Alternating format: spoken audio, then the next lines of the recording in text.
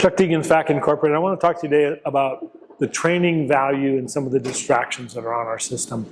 As he's driving, going to this call, I'm going to be doing some things here on the sim to distract him. Now, some of these you might not consider distraction, but the first place we're going to go is into the weather. So if you're driving and all of a sudden I put rain on, the operator has to do something with the windshield wipers, has to find the wipers and try to get them turned on in order to react to this. You can put the rain in automatically come on every scenario, or on the scenario every time, or you could do it on the fly like this. And so as he's in a police scenario right now and he goes through that, he still has to find the windshield wipers or whatever in order to do that rain here. We also have the snow. We can put the snow into place. It's kind of wet right now with the rain already on. And then we also have the wind and the dust and things like that. So you can see it's still a distraction for them, right? Because this is a demo, I'm going to pause him. I'm going to jump him back. I'm going to ask him to take your hands off the wheel, cover the brake. I'm going to place him into redrive, and now he's back into his emergency response. So he can keep going. But remember, this applies to everybody. The coefficient of friction changes once the rain is put on, once any environmental change is put. And it's all, again, it's just a distraction as they're driving. So the number one distraction that is usually used when you find your system for the first time is the tire blowout. So if you kind of watch the steering wheel in that, when I give him the tire blowout, it kicks in and there's the tire blowout. So what's the training value of this? In his case, he's going to stop the car, put it in park, turn the motor off, restart the car, and the tire's fixed and they can drive on. But what's the true training value to a tire blowout? Well, in many cases, if you're running a larger apparatus vehicle, you may have to worry about the people behind you, the passengers that you have in. You may, on an emergency response with your fire or EMS, you get a flat tire. Would you continue to drive on that flat tire to get to the call? Or would you stop and pull over and you're done and somebody else has to get there?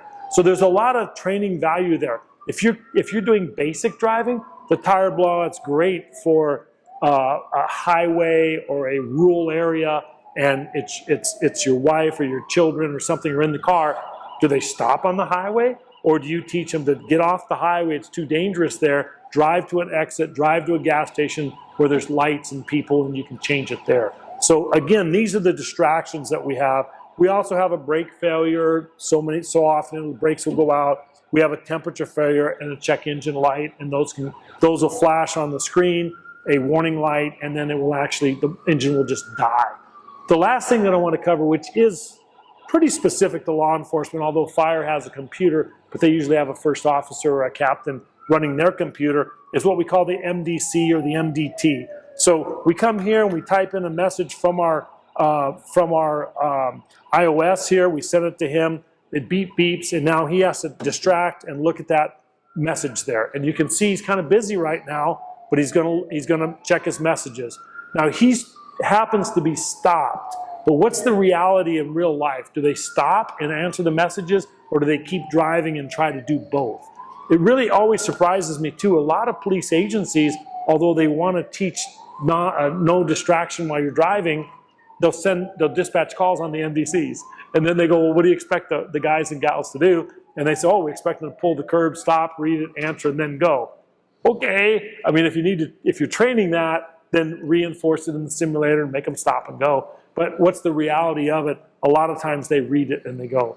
Your student can also write back to you. There's several options there to message back. Pete, go ahead and press F12 and just type me a message back. He's in a stopped position at this time, but he's typing on his computer right now. It's going to come back over to here. We typed here, he just typed right there, and he just typed right there, and we saw the hello Sarge on the right there. So the MDC, mobile data computer, mobile data terminal, MDT, whatever you guys call it, that's on there. It's a distraction. The radios that we use on the system can be a distraction, and we have those pretty much on all vehicles.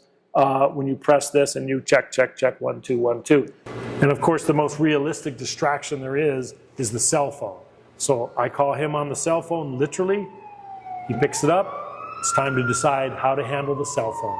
Do you use it? Do you not use it? What's your policy?